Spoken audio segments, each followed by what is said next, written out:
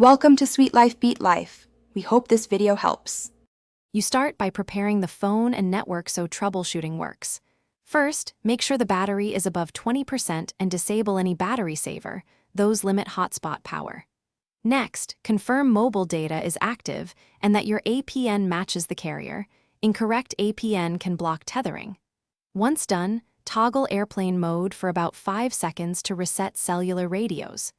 Now, head to Settings Personal Hotspot to begin enabling the hotspot feature and apply initial configuration. You now configure the hotspot intentionally so it works reliably.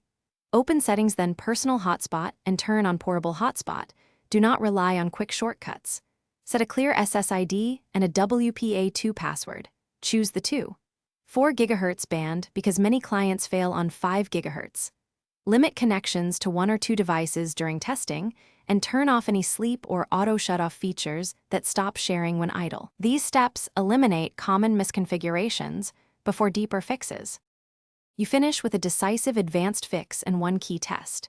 If the hotspot still won't work, reset network settings.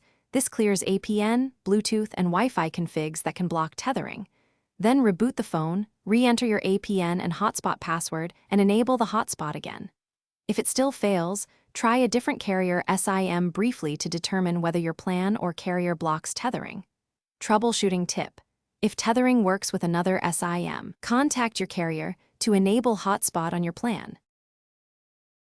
Thanks for watching. Consider subscribing if we helped you.